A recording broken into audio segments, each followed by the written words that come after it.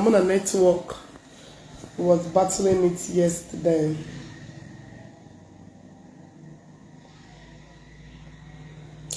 Oh, Nadine. J Pipe. Gina Governor Ogechi. J Pipe.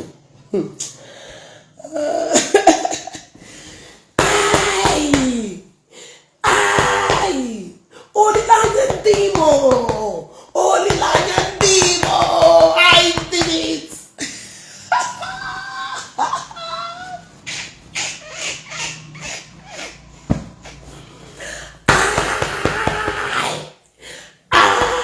Only Lion Demo! Bear this man. Cherenu. If you know not,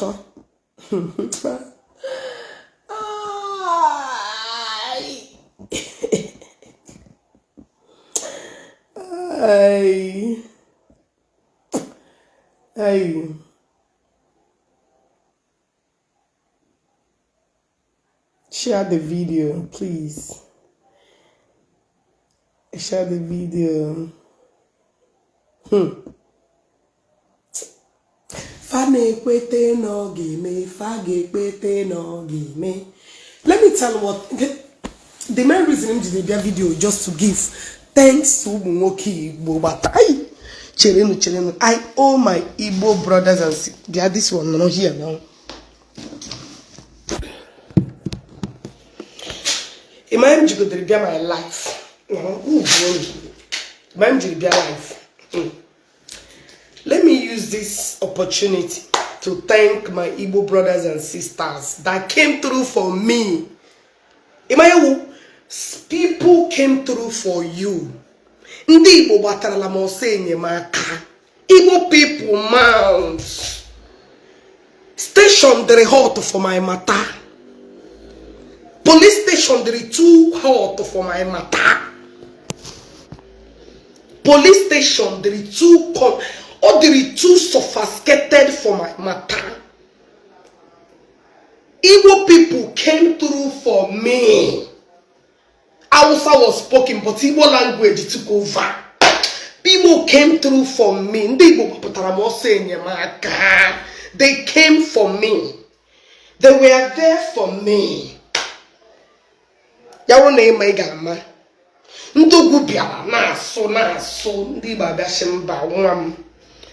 We are for you. We will stand by you. What I go? Thank you all, my brothers and sisters, who knew that J Pipe and Governor Ogechi Okeke, Governor Ogechi Ogechi spending more than 3-4 good years in Anga Choromon. Ojibiana mna support I pop. What about the police? No one a bunyende gunum. Ege prove ya. You go prove from Makachine Kekremon. Send me the sponsor. Now what do these people tell police? So J Park said it. Governor S-Convict said it. But Undi was stood for it. The only thing I had a GP in town with no evidence. These people cook up story. Because I did you nothing. Absolutely nothing.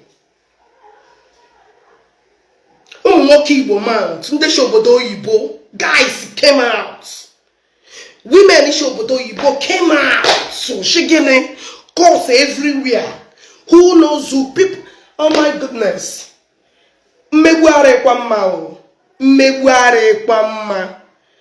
And for those of you that are hiding your face, Okurora, I am disappointed in you. I'll call you out later. When you have problem with COS, I was there for you. I took up your matter for my head. But man went so everybody amela. People I didn't even expect. They all landed. It's too grand. If nobody might hey use their platform. Okurora, what stop you from using your platform to even say Ogechi, K1DNAP may arrest? I carried your matter for my head. I carried your matter for my issue. I come to brew your problem. Maybe I have problem with a lot of people. My question with problem with. I didn't want to say much because I have but this appreciation goes to a lot of people that I didn't even know. Many people that na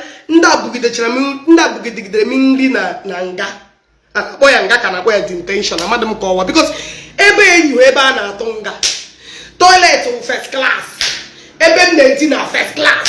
So you were the only thing that because of the jet flag. I was so awake. People were on my matter. Even Yabuna can mepe 1 o'clock, 2 o'clock. People were still coming. People were still coming. Okurora. You're not a good person. You are not a good person. Here twice. Imena ya mbomeche ni ga agbanwe. Game quiet twice. Bana very diko say. Bana kugi mpatankwa. You came out flavor. Flavor. You need to Okurora, you're a very bad person. You were a very bad person. You're not a good man. I'm not afraid to.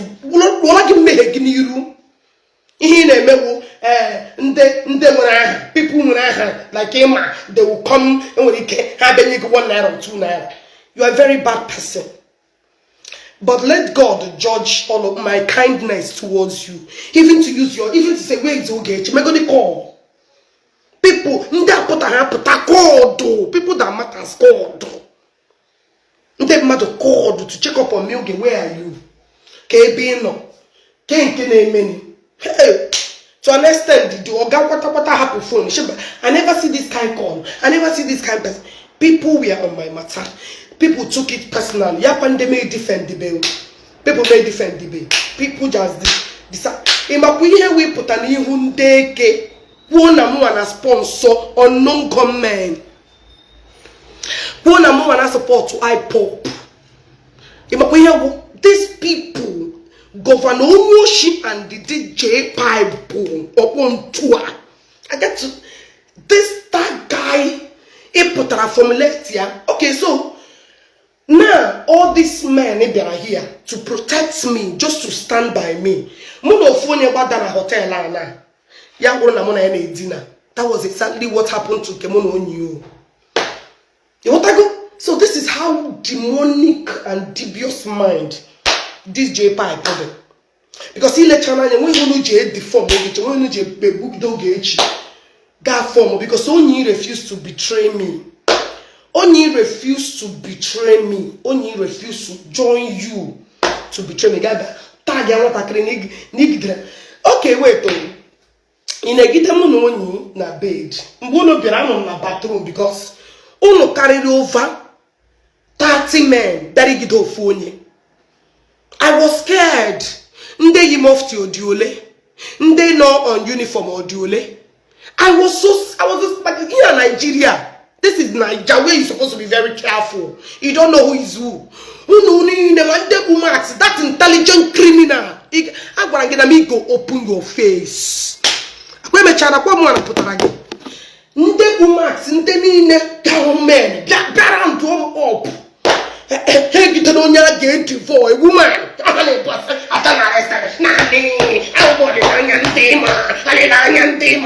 Look at you.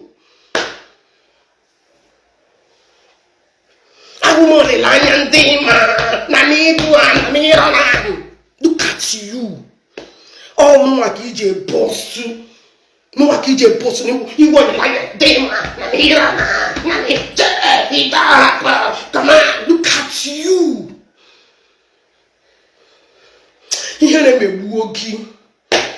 You. Just relax. Relax. When I don't do my worst. When I don't do my worst. I battle Zenu ya. When I don't do when I make a go me who game. When I make a emechagom ihe unu ga-eme m. Formulator, an innocent brother. The only man in Buddha, only is the only person I dey aware. Because I'm not a man with a secret that will take you to grave. The only thing he get Jimmy give them, hey, ya no nye gidere ya. Ine give them mgbe jiri nwayo para akpam. Ka ndị godi ndị na-ezu aka n'ụzọ. When would you be afraid? The hotel ị bịara.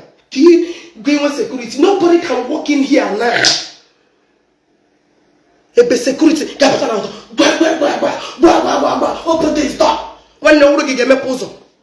Will you open the door? Will you open the door? Otum sheshi bata. Try to na ma kandi akebe. Will you open the door? Open the door. Open the door. Mejuwa Ghana. The only thing, that window cannot, the window is too small. Because I'm no warrant, no nothing. A she from nowhere, very bruno. He gave me puzzle. Him na do. Every window like this, like man, God everywhere. Monday you mufti. Monday you mufti. Everybody. Ex-convict. Yeah. Kono biabu onu muno. Kono biabu onu muno. Ono biabu onu atunu emu onye nche. Kono biabu onu onye wete ya ka ebu onu no. Intimidation everywhere. These people get ema owozbu ha ka etetere na video. You know be all of them they bring for video. And when the people when man they push shit that and that buro. Man they push shit that. Man they push shit that. Ufo na in a whole way hotel lodge.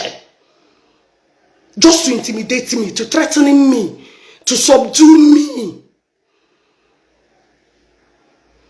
Just to when I get Ogechi, he got home. That useless, hopeless Kingsley. Among why your video have been finished here. And finished in one day. Ask Mohana. I don't know why they did not video that side. I was not afraid of them all. When I discovered that I finished them. That's you can't go to Kanda. Can look at this useless man. Very dirty and unkept. Oh, no, she. For the girls, they are very dirty. I finished go dream how we on that. I don't know why they did not bring those parts. I watched them. And I said, useless bets. Useless people. Yeah, in that in a gata just because of one woman. Ofonye.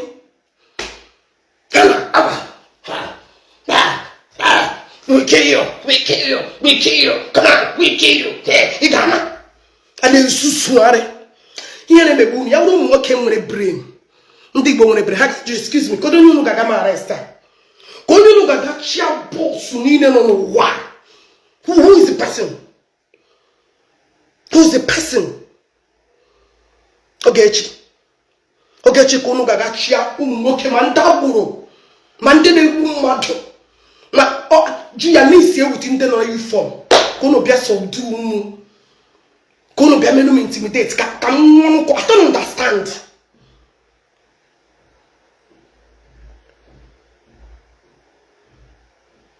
Guy,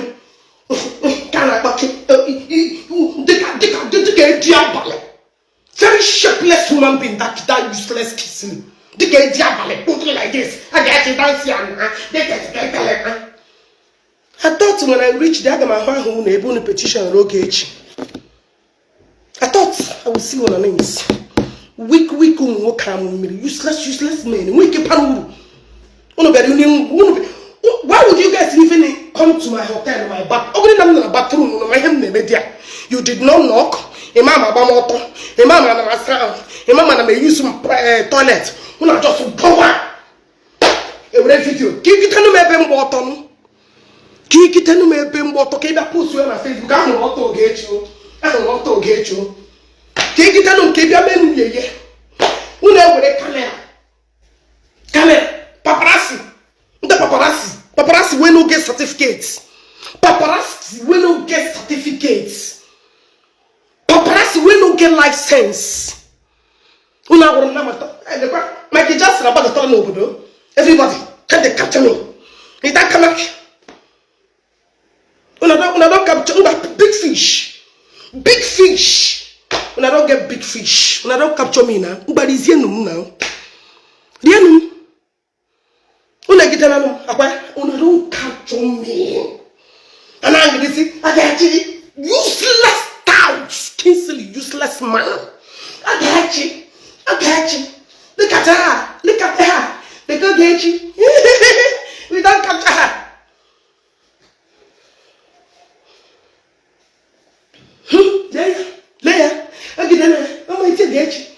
Like Obasanjo was not arrested.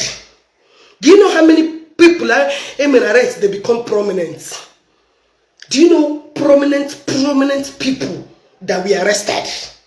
I know that even feeding the bloggers this time around. The food that I gave them, this jobless how I kept them busy since 3 days in detention. No paradise. Hey man, this useless, hopeless J pipe detention. We had that Ogechi did not sleep here last night. We had that Ogechi did not sleep here last night. We want to make sure. When I was treated like a VIP. Believe it or not, you no go know the in and out. Go J pipe.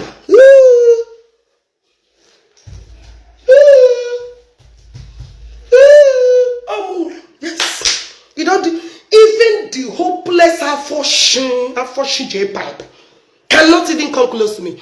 He was so scared to even the only time when the audacity and the impetus to come the statement. That will tell rubbish, Ogechi said she don't kill me. Ogechi, J-Pack, how many people have you tormented in this blew up? How many souls have you scattered? Ogechi Kige Jima J-Pack, Yaru Ekurumu walk, can get poor another one out times. I should get Cheraka Worombo. Now you start them all. Now you start them.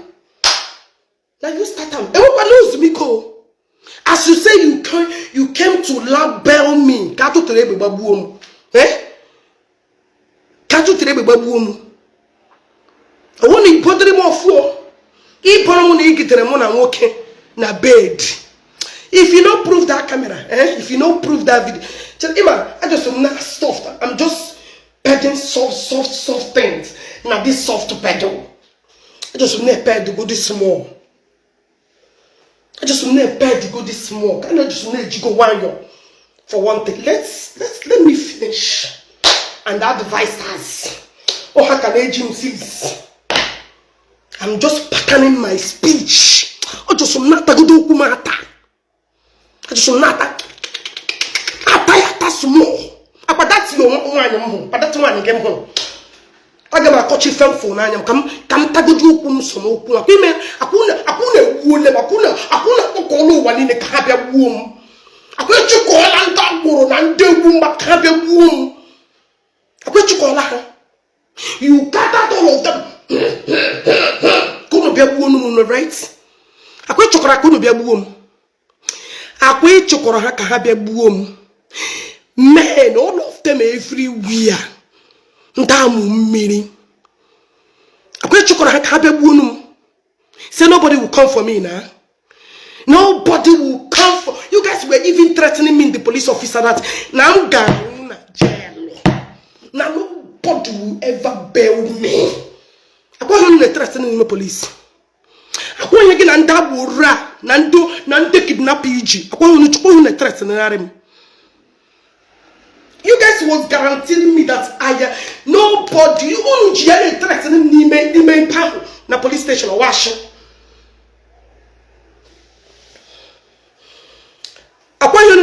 them with. I don't know who you threaten again. Ghana, okay, say, game way to audacity, be Busramu. Hey, she. As the more I get good again, as you get she will get now.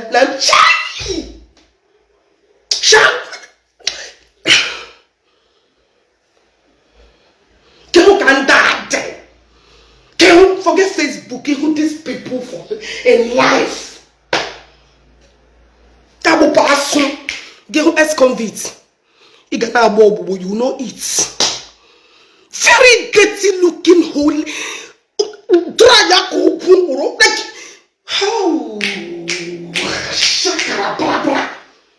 And then I want to ring on. In fact, in my head, you know what will happen? As on a plan with what can among I get to go tally how. Eman and they who on a video, there were many that were at the back hiding. Personal cats rabia. Just a minute, they want to come out. I don't have anybody. I don't have anybody. When they come who I get. I went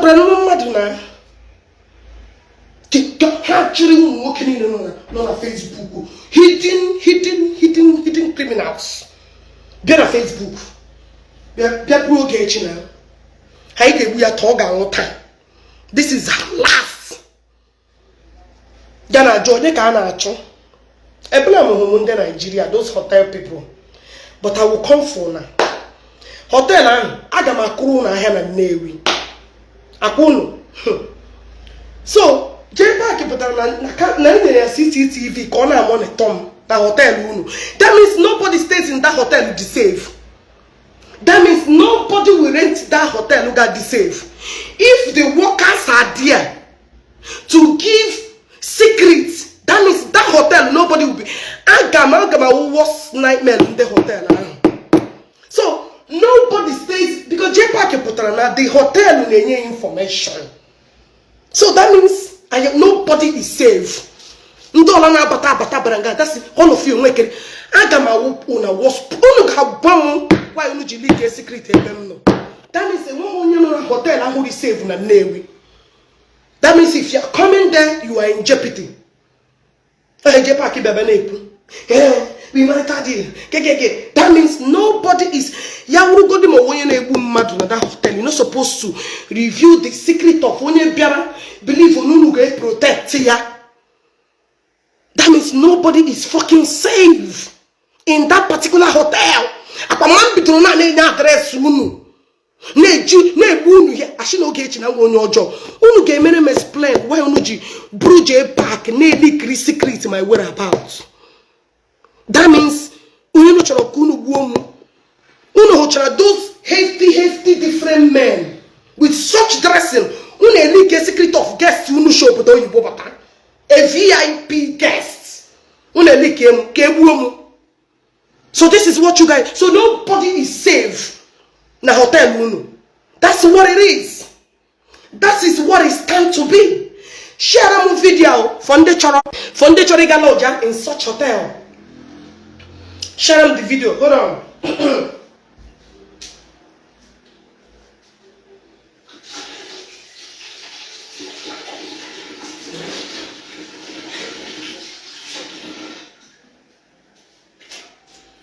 That means only this safe. Now that hotel, not just something me because Nigeria the hotel. So that is what it is. Then when anybody got back at that hotel, look this safe, right? That is what it stands to look like. And the hotel has zoom majority of my things. Perfumes for gifts. My laundries. And I'm a biafo now. Can finish go to one thing. And I'm a biafo now. And how would I leave for the perfume this thing empty? So unu to pranelu make it him. Nobody do. Okay, tell him ga-abịa gbuo m na hotel unu. Oh, una no go like am. Una no go like am. Makachi una ga like ya. So unu ka je park. So onye ọwụla bana, they are in jeopardy. Nobody will trust anything again. That means if anybody step in and that person become a threat. If I get used to network in Nigeria, they're very, very bad. I don't know what to do. You want to go? I'm on Abuja on Monday. Definitely on Monday. Definitely our appointment, Monaha. I will be at Abuja on Monday. Definitely I'm on Monday. Now first headquarter. Abuja, I will be there. I'm on Monday. You want to go? Saturday, like I said, you give me IV, I will be there. I'm not my boss. I'm not. Why would I be running? I'm not my boss. So why did I step into Nigeria and make a video? I wasn't running. I'm not a fugitive. I'm not a criminal. I'm not a thief. I never stolen anything. So nobody will tell me that I should not come to Nigeria. I should hide my location. For what? For what, if I may ask? I did not kill anybody. I did not murder. I'm not a thief. I'm not a guy. I did not steal anything from anybody. Whoever allege must prove. That's how it stands. If you allege, you prove. As it stands now, actually, I want people to be like Ogechi. Let this case mepu na anya. Let this case mepu na anya. Even at this case, rather it will break you or make you. Don't be afraid of any intimidation or whatsoever. This case is a state of I will intimidate you, you are nobody. You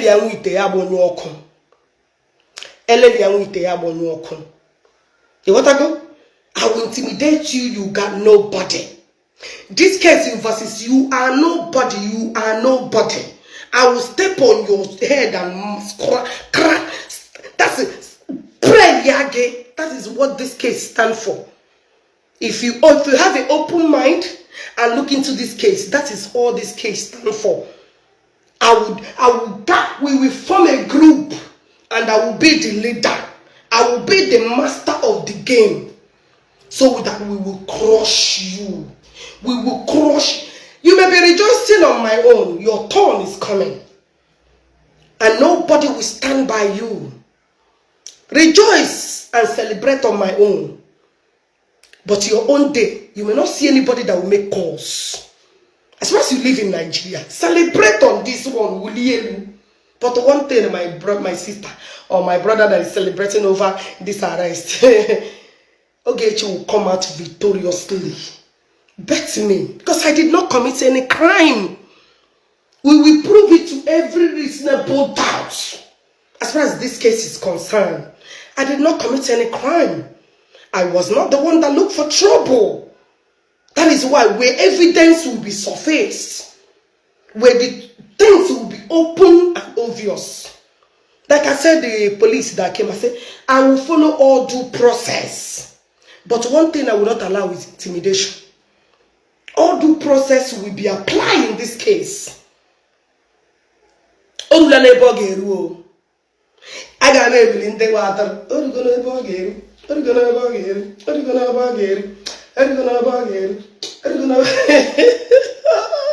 So, my dear, anybody can be arrested as far as this world is called. Nobody is above arrest. No fucking body is above arrest. Even arrest, I will majestically answer your call. But do not arrest me and intimidate me at the same time. That one I will not take. This case is only about honesty. And when was on email, bring your proof and I will bring my proof. Two parties will bring it to the timelines. A lot of threats were made on my head. A lot of if you say pen, I will finish you. You want to go? So, when you want a monopoly of intimidation, and when you want a monopoly of you cannot say, you cannot do this. It is every laws, everything that intimidate ends one day. I remember one woman in America, and that can come in the bus and sit down. It started on one day. The woman, I said, no. From that day, the woman took it on her head and got victory. It doesn't matter how many groups we will form. Let's contribute money for it. No problem. My case will open a lot of people's eyes. My case will give you the mind to speak and stand on your own and maintain your words. I'm here making my phone. I don't know what's wrong with this.